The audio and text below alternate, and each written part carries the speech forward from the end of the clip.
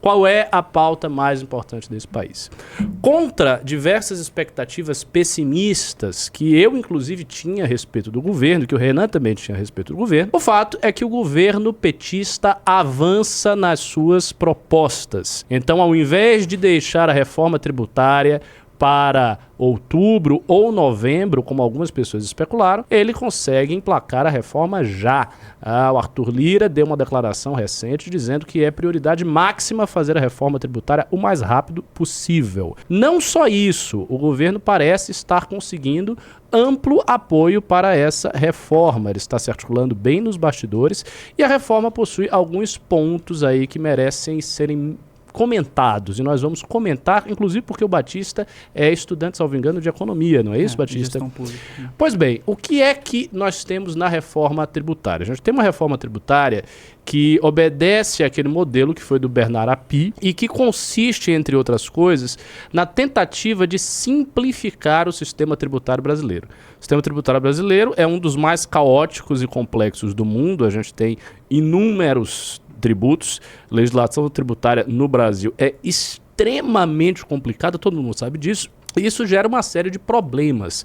Isso gera alguns efeitos inadequados, gera alguns efeitos de bitributação, ou seja, quando o contribuinte tem que pagar duas vezes pela mesma coisa, né? Gera alguns problemas de lançamento tributário, alguns problemas de cobrança, alguns problemas de balancete, ou seja, todas aquelas operações de contabilidade que são feitas no final de um mês na empresa para verificar quanto entrou, quanto saiu, o que se deve, o que não se deve, torna-se muito complicado pela complexidade do sistema tributário. Então essa reforma tem esse ponto de simplificar. Não apenas isso, a reforma também centraliza a arrecadação e o manejo dos recursos através de um órgão, que seria um órgão federal, chamado Conselho Federativo. Conselho Federativo este que será composto por representantes dos estados, a fim de que eles possam pegar o valor que foi arrecadado e repartir para os vários estados. Isto significa que a reforma, de maneira alguma, resolve o problema que já está instaurado no Brasil há muito tempo, que é a assimetria entre os estados mais pagantes, aqueles que mais contribuem o que eles recebem, e aqueles que contribuem pouco e o que eles recebem. O que existe no Brasil? Existe no Brasil uma diferença muito grande. Alguns estados contribuem muito, exemplo disso é São Paulo, e recebem muito poucos recursos do governo federal. Então existe este problema econômico do Pacto Federativo do Brasil. Essa reforma não resolve isso. Porém, houve algumas mudanças que o governo petista fez, cedendo a certas críticas que foram feitas especialmente pelo governador de São Paulo, Tarcísio de Freitas, e após a sinalização do governo, Tarcísio de Freitas voltou atrás das críticas que ele fez, concedeu para a ideia de haver um Conselho Federativo com uma governança que represente os estados de acordo com a proporção na sua população, e daí o governo parece ter se encaminhado mais. Em virtude disso, houve um choque entre Tarcísio e Bolsonaro. Se não me engano, é o primeiro choque, a primeira grande briga que eles têm, e foi justamente a propósito da reforma tributária. Bom, boa noite, Batista, eu fiz aqui essa introdução. Boa noite. E agora eu vou tá passando a pauta para você e esperar que você faça análise da reforma tributária. Você fale um pouco como é que você está entendendo essa reforma, o que que você viu nela. Primeiro a parte econômica, que eu acho interessante, depois a gente comenta os efeitos políticos disso, porque teve vários efeitos políticos, envolvendo Tarcísio, envolvendo Zema, envolvendo o próprio Bolsonaro, envolvendo do PT, ou seja, as coisas se reconfiguraram um pouco nessa linha e a gente precisa analisar para vocês. Primeiro, antes, para dar um overview assim de tudo. E por que a reforma tributária em si, passar uma reforma tributária é tão importante? O Brasil, quase 40 anos, não aumenta a produtividade. E hoje, se a gente for ver a produtividade do trabalho, por exemplo, porque a gente tem duas métricas, né? A produtividade do trabalho e a PTF, que é a produtividade total dos fatores, que é a mais importante. Se for pegar a produtividade do trabalho, ela aumentou pouquíssimo em quase 40 anos. Já deve ter dado 40 anos. E se for pegar a PTF, ela não aumentou nada.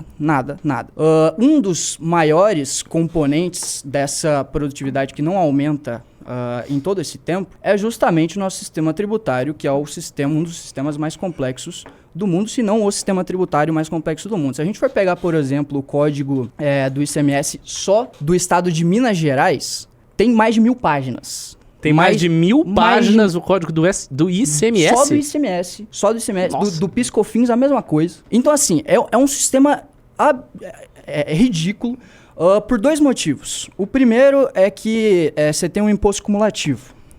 Porque ele, diferente do IVA, que ele só é recolhido...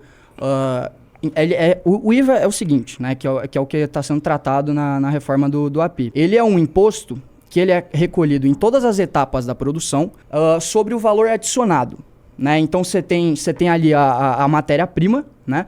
E aí você faz alguma coisa com a matéria-prima, né? Você molda algum produto e aí você recolhe o imposto em cima desse valor adicionado que você botou na matéria-prima. Já o ICMS não, né? Ele é um imposto cumulativo, diferente do IVA.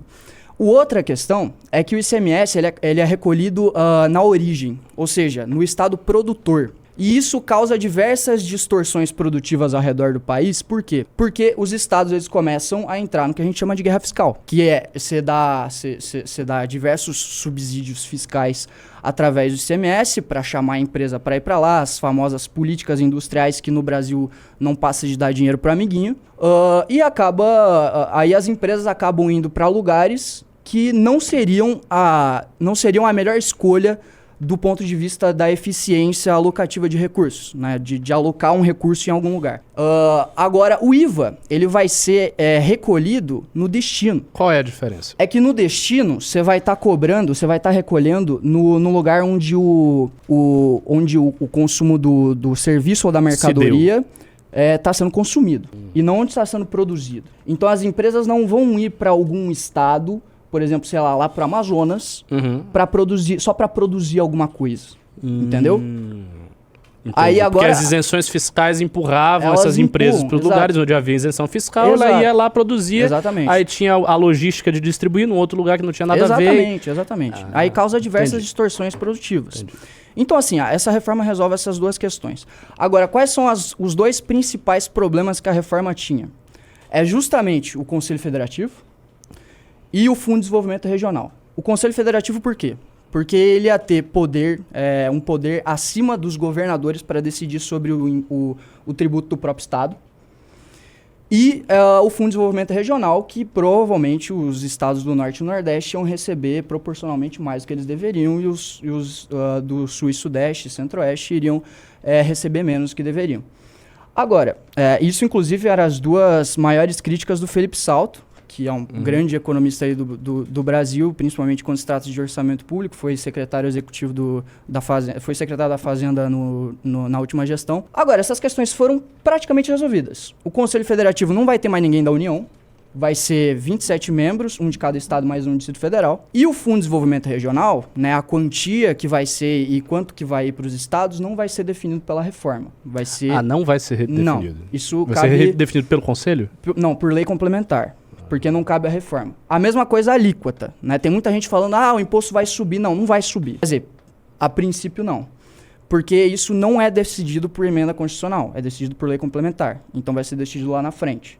Né? Então, e também tem um período de transição, ao que tudo indica, a carga tributária não vai aumentar. Até porque o Congresso não quer aumentar a carga tributária. Ele não quer. O Arthur Lira não quer, ninguém quer.